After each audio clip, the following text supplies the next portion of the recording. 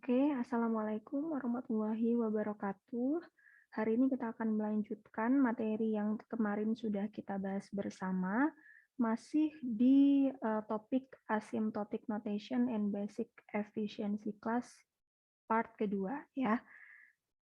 Oke, jadi terakhir kemarin kita sampai pada latihan soal, di mana kita diminta untuk mengurutkan waktu eksekusi dari 4 algoritma yang diberikan ya berdasarkan order of growth-nya dari tingkat yang paling kecil ke tingkat yang paling besar. Nah, kemarin sudah kita bahas bersama juga ya sampai pada kita menganalisis masing-masing bagaimana kenaikan dari input dan bagaimana kenaikan dari nilai T-nya. Nah, di sini kita sudah melihat bersama juga bahwa untuk keempat algoritma ini, pada saat kita berikan kenaikan input yang sama, nah ternyata kenaikan T-nya berbeda untuk setiap algoritma. Nah, kita lihat di sini untuk algoritma ke-1, untuk kenaikan input sebanyak 10 kali, maka dia mengalami kenaikan T sebanyak 100 kali.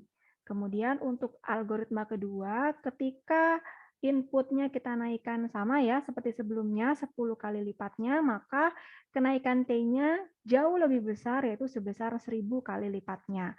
Nah, kemudian untuk algoritma ketiga, ketika inputnya kita naikkan 10 kali lipat, maka T-nya dia juga naik sebanyak 10 kali lipat. Dan terakhir untuk algoritma keempat, ketika inputnya kita naikkan 10 kali lipat, ternyata kenaikan T-nya kecil ya, tidak terlalu banyak, yaitu sebesar 2 kali lipat dari semula.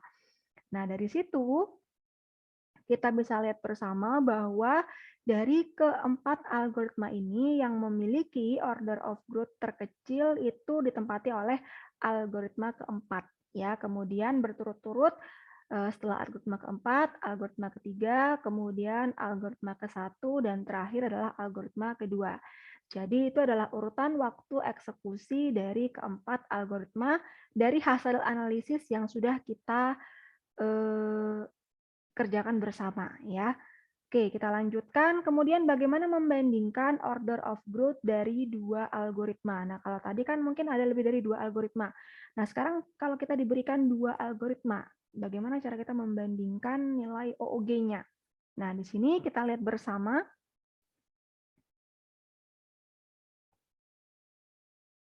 Oke, jadi bagaimana cara membandingkan nilai OOG-nya? Kita bisa pakai yang namanya limit ya untuk membandingkan dua buah algoritma. Nah, rumus limitnya seperti apa? Kita lihat limit n menuju tak hingga ya, TAN dibagi dengan TBN. Jadi ini misalkan kita punya dua buah algoritma, yaitu algoritma A dan algoritma B. Nah, kita ingin membandingkan waktu eksekusi yang lebih cepat itu yang mana gitu ya, kita bisa nilai dari nilai limitnya. Nah, dari perhitungan nilai limit ini nanti kita akan mendapatkan 3 kemungkinan jawaban ya. Jadi yang pertama bisa nilainya adalah 0. Nah, kapan itu nilainya akan 0? Jadi kalau limitnya 0 ya berarti nilai OOG atau nilai order of growth dari algoritma A dia lebih kecil dari nilai order of growth algoritma yang B. Dalam hal ini berarti kita bisa memilih algoritma yang berada di posisi pembilang ya atau algoritma A ya karena nilai OOG-nya lebih kecil. Nah, sebaliknya ketika nilainya tak terhingga ya, ketika nilai limitnya tak hingga, maka nilai order of growth pada algoritma di posisi penyebut dia lebih besar. Oh, sorry, lebih kecil ya. Ini ya. Jadi nilai order of growth yang ada di posisi penyebut dia lebih kecil sehingga kita bisa pilih algoritma yang B. Nah, lain halnya ketika nilai limitnya menunjukkan nilai konstanta, ya misalkan 5, 10, 100, dan seterusnya. Nah, kalau seperti itu, kalau nilai limitnya menghasilkan angka tertentu atau konstanta, maka algoritma pembilang atau algoritma penyebut dia sama saja. Jadi artinya kita boleh pilih mau pilih algoritma A atau algoritma B sama saja. Oke. Itu ya, jadi cara untuk membandingkan order of growth dari dua algoritma. Baik, kita langsung ke latihan berikutnya. Terdapat dua algoritma yang menyelesaikan permasalahan yang sama untuk input berukuran N. Algoritma 1 menyelesaikan dalam T1N sama dengan 30N kuadrat plus 2N plus 5. Sedangkan algoritma kedua dalam waktu T2N sama dengan N pangkat 3 plus N. Pertanyaannya, manakah yang lebih besar, OOG dari T1 atau T2? Kemudian pertanyaan berikutnya, untuk input yang kecil, manakah yang akan kita pilih? Kemudian untuk input yang besar, manakah yang akan kita pilih? Baik, kita coba akan menyelesaikan ya. Oke, ini saya tambah dulu slide-nya. Tadi diketahui ada dua algoritma berbeda yang bisa digunakan untuk menyelesaikan problem yang sama ya.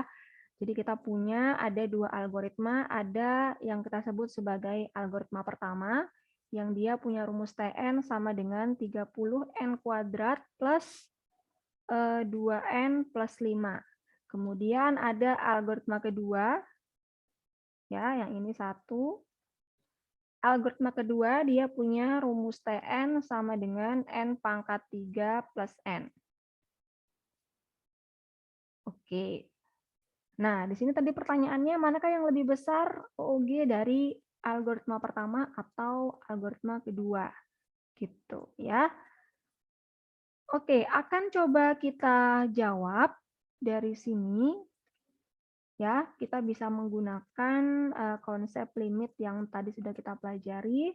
Jadi kita cari limit ketika inputnya kita gedekan gitu ya.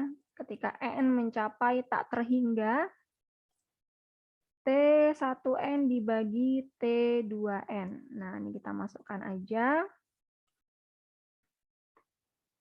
N mendekati tak hingga, T1n-nya 30n kuadrat plus 2n plus 5 dibagi n pangkat 3 plus n. Nah, ini ya. Oke, kita lihat.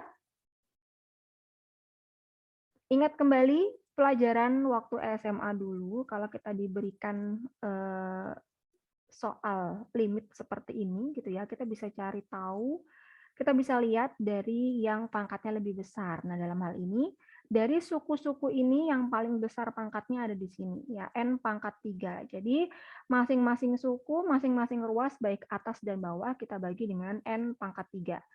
Jadi, 30 per N pangkat 3, ditambah 2n per n pangkat 3 plus 5 per n pangkat 3 ya dibagi n pangkat 3 per n pangkat 3 plus n per n pangkat 3.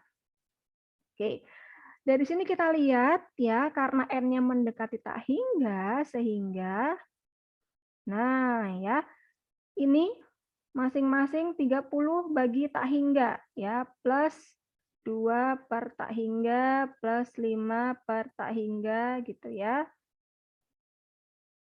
N pangkat 3, oh sorry, ini 1 ya. Plus 1 per N, oh sorry. Oh, atau sebelum ke sini kita sederhanakan dulu ya. Oke, biar enggak pusing. Jadi kita sederhanakan dulu. Ini jadi 30 per N kuadrat per N ya, ditambah 2 per N kuadrat plus 5 per N pangkat 3, yang bawah jadi 1, ini jadi 1 per N kuadrat. Nah, oke. Nah, dari sini kita bisa cari tahu nilai limitnya ketika N mendekati tak hingga, berarti sama aja dengan, apa namanya, yang N ini ya, 30 per tak hingga ditambah 2 per tak hingga plus 5 per tak hingga 1 per tak hingga. Nah, oke, jadi di sini kita udah gampang mencarinya ya. Jadi kita dapatkan hasilnya jadi 0 ya. Limit n mendekati tak hingga dari 30 per tak hingga plus 2 per tak hingga dan seterusnya, dia jadi 0. Yang bawah 1 plus sekian jadi tak hingga. Jadi 1 ya. Sehingga 0 per 1 sama dengan 0. Nah, karena hasilnya 0 per 1, ya 0 ini kan dia mengacu kepada T1N. Ya, kemudian 1 mengacu kepada T2N. Nah, ya, karena hasilnya 0 per 1 atau 0, maka OOG dari algoritma yang pembilang yang atas, dia lebih kecil. Jadi dalam hal ini kita bisa memilih algoritma yang ke-1. Gitu, ya. Oke, berikutnya adalah kelas-kelas order of growth. Oke, berikutnya kita akan mempelajari beberapa kelas-kelas order of growth ya, sebagaimana terlihat dalam slide. Ini adalah beberapa kelas-kelas order of growth yang terurut dari yang paling kecil ke yang paling besar. Jadi dari order of growth yang paling kecil ya ke bawah. Nah, ini makin ke bawah nilai order of growth-nya makin besar. Yang pertama ada C. Ya, C itu menunjukkan fungsi konstan gitu ya. Artinya contoh kita punya Tn sama dengan 5. Ya, Tn sama dengan 100 atau Tn sama dengan 1000 dan seterusnya. Jadi untuk fungsi Tn semacam ini gitu ya, karena dia sifatnya konstan, untuk input berapapun maka waktunya dia akan tetap ya, tidak berubah. Kemudian ada juga log n ya, fungsi logaritmik, kemudian ada juga n fungsi linear, kemudian n log n. Nah, ini kalau bisa kita gambarkan ya untuk fungsi-fungsi yang sudah saya sebutkan tadi. Nah, misalkan nih, fungsi konstan dia di sini nih. Ini menunjukkan fungsi konstan ya, maka untuk fungsi logaritmik dia agak ini ya, agak cekung gitu ya, katakanlah seperti ini misalkan ya. Ini menunjukkan untuk fungsi logaritmik atau log n. Nah, fungsi linear dia lebih atasnya lagi ya, karena untuk fungsi linear ini kan dia memiliki tangan 45 ya. Jadi ini untuk fungsi linear atau n, kemudian untuk fungsi n log n seperti apa? Nah, dia lebih curam lagi ya, dan seterusnya. Jadi semakin ke atas nanti dia akan semakin curam. Akan lebih curam lagi kurvanya gitu ya. Kemudian, nah kalau misalkan kita diberi pilihan nih dari keempat fungsi yang udah saya sebutkan tadi, manakah yang akan kita ambil algoritmanya? Nah, tentu saja kita ambil yang punya nilai OOG paling kecil ya, yaitu fungsi konstanta. Kalau diberi pilihan 3 ini aja, mana yang mau kita pilih? Ya tentu kita akan memilih yang fungsi logaritma. Jadi pilihlah dari sekian banyak pilihan algoritma itu, kita harus memilih yang nilai OOG-nya paling kecil, karena dia akan berdampak pada waktu eksekusi yang semakin cepat. Dan seterusnya, setelah n log n ada juga fungsi kuadratik, fungsi kubik ya, dan seterusnya. Ini masih dilanjutkan bisa ya, n pangkat 4, n pangkat 5, n pangkat 10, dan seterusnya, baru fungsi eksponensial, terakhir fungsi faktorial. Jadi yang paling besar nilai OOG-nya itu adalah fungsi faktorial. Nah, berikutnya kita akan mempelajari sifat OOG. Ada 2 di sini ya. Jadi langsung mungkin kita ke contoh biar lebih gampang ya. Misalkan nih, saya punya suatu fungsi atau rumus Tn, Tn sama dengan n pangkat 3 plus n. Nah, ini kan kita dihadapkan pada 2 suku ya dalam satu fungsi atau rumus Tn. Manakah yang akan kita condongkan? Apakah kita akan menggolongkan fungsi ini ke dalam fungsi kubik atau justru fungsi linear? Nah, kalau kita berhadapan dengan problem semacam ini, kita bisa menggunakan yang namanya sifat OG. Jadi misalkan Tn sama dengan T1n tambah T2n dan seterusnya ya sampai TIN. Jadi misalkan si Tn itu dia terdiri dari beberapa suku, di mana setiap sukunya dia fungsinya beda-beda, maka kita bisa memilih manakah fungsi yang memiliki OOG paling maksimal. Nah, contoh misalkan dari fungsi Tn ini ada fungsi kubik dan ada fungsi linear. Nah, kita kembali ke kotak sebelumnya ya, antara N3 dengan N lebih besar OOG yang N3. Jadi sama aja dalam hal ini, TN ini dia setara dengan TN sama dengan N pangkat 3 ya. Ya, jadi N-nya bisa kita tinggalkan, nggak perlu kita tuliskan lagi.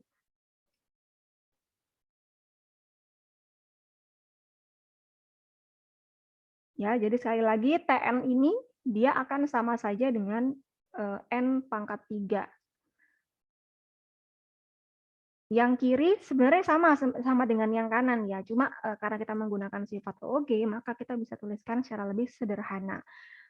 Contoh berikutnya, misalkan kita punya TN sama dengan CFN. C ini dia mengacu koefisien ya, dia menandakan koefisiennya ya, koefisien kemudian fungsinya. Nah, kalau ada semacam ini, kita bisa terapkan sifat kedua ya. Jadi misalkan kita punya TN sama dengan CFN, tinggalkan aja koefisiennya. Jadi langsung OOG-nya dari TN itu adalah FN-nya ya. Jadi kita langsung mengacu kepada fungsinya. Misal kita punya TN sama dengan 5N pangkat 3 ya. 5-nya kita tinggalkan. Ini sama aja atau setara dengan TN sama dengan N pangkat 3 gitu ya. Jadi kalau seperti ini kan kita golongkan ke dalam fungsi kubik ya. Kalau yang tadi kebetulan sama ya, kita golongkan ke dalam fungsi kubik juga. Misalkan lagi, saya punya contoh soal T2N sama dengan 2N kuadrat plus 3N faktorial. Nah, kita lihat ya, ini dua sifatnya sama-sama bisa diterapkan ya. Jadi yang pertama, dari dua ini ya, manakah OOG-nya yang lebih besar? Tentu saja yang ini. Jadi yang ini kita tinggalkan ya. Jadi ini setara dengan T2N sama dengan 3N faktorial. Nah, karena di sini dia punya koefisien, berangkat dari sifat kedua ya, koefisien bisa kita hapus, kita tinggalkan. Jadi ini setara dengan T2N sama dengan N faktorial. Jadi baik di sini atau di sini tadi sebenarnya dia sama aja ya. Penyetaraannya seperti ini ya. Oke, lanjut kita ke latihan soal. Tentukan kelas OOG dari 4 algoritma yang disajikan berikut ya. Kita mulai dari yang pertama. T1N sama dengan 2N pangkat 3 plus 4N plus 1.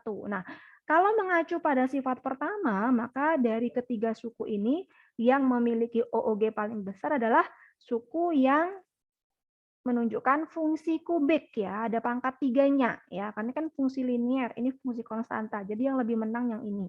Jadi ini bisa kita sederhanakan, kita setarakan ya, T1N sama dengan 2N pangkat 3. Nah, kemudian mengacu pada sifat kedua, karena yang namanya koefisien bisa kita tinggalkan, sehingga bisa lebih kita sederhanakan gitu ya, T1N sama dengan N pangkat 3. Itu untuk yang pertama. Lanjut yang kedua, T2N sama dengan 0,5N faktorial plus N pangkat 10. Ada fungsi faktorial, ada fungsi perpangkatan 10. Nah, kira-kira manakah yang lebih menang? Kita mengacu ke kotak yang tadi ya, kotak kelas-kelas OOG-nya. Ada fungsi perpangkatan ya, pangkat 10 dengan N faktorial. Lebih besar OOG di fungsi faktorialnya. Jadi, kita ambil yang ini kita tinggalkan ya, setara T2N setara dengan 0,5 N faktorial. Karena ada koefisien di sini, kita tinggalkan lagi ya, mengacu kepada sifat kedua. Jadi kita punya T2N itu sama dengan N faktorial. Gitu ya. Yang ketiga, T3N sama dengan N pangkat 3 plus N log N. Ada fungsi kubik, ada fungsi N log N. Kita kembali ke kotak kelas tadi. Ada N pangkat 3, ada N log N. Oh, ternyata fungsinya lebih besar OOG-nya yang fungsi kubik. Ya, berarti yang fungsi N log N kita tinggalkan ya. Jadi T3N ini sama dengan N pangkat 3. Yang terakhir ya, yang keempat T4N ada 4 suku ya. ada fungsi eksponensial, fungsi kubik, fungsi logaritmik, dan fungsi konstanta. Tentu saja yang paling besar OOG-nya adalah yang sebelah kiri, yang paling kiri, yaitu fungsi eksponensial. Jadi bisa kita setarakan untuk T4N ini dia sama aja dengan 2 pangkat N. Oke, jadi gitu ya untuk menentukan kelas order of growth dari algoritma yang diberikan. Dari fungsi Tn yang diberikan. Nah, berikutnya kita lihat ini hanya keterangan saja ya, hanya seputar keterangan aja berdasarkan fungsi-fungsi dari yang tadi kita sudah pelajari bersama. Jadi misalkan untuk yang konstan, ya, yang pertama, 1 misalkan ya, konstantanya adalah 1. Jadi untuk yang pertama ini, untuk order of growth yang konstan ya, waktu pelaksanaan algoritmanya juga tetap ya tidak bergantung kepada ukuran inputnya. Jadi misalkan kita punya Tn sama dengan 100 ya, meskipun inputnya dilipat gandakan sekian ratus kali, sekian ribu kali, sekian juta kali, ya tetap saja ya waktu eksekusinya dia akan tetap 100 gitu ya. Kemudian yang kedua, tadi yang pertama. Yang kedua untuk log N. Nah, kalau OOG pada jenis ini, ya pada log N ini, kalau inputnya naik, ya maka waktunya juga akan naik ya. Jadi kalau inputnya naik, ya waktunya juga akan naik ya. Namun yang perlu digarisbawahi di sini adalah laju pertumbuhan waktunya dia berjalan lebih lambat daripada pertumbuhan N-nya. Jadi naiknya dia itu tetap di bawah 45 derajat ya, nggak lewat dari 45 derajat. Jadi di bawah pertumbuhan si N-nya ya. Jadi kalau log N ini ya, untuk log N ini dia masih di bawah yang linear, yang N ya. Nah, berikutnya ini baru untuk yang linear ya. Jadi bagaimana kalau untuk yang linear? Nah, kalau untuk yang linear ini, kalau N-nya misalkan kita jadikan 2 kali semula, maka waktu pelaksanaannya juga akan 2 kali semula. Karena kan mengacu kepada sifat kelinearannya ya. Kemudian lebih lanjut ya, misalkan N-nya kita jadikan 3 kali semula ya, ya maka waktu pelaksanaannya juga akan 3 kali semula dan seterusnya.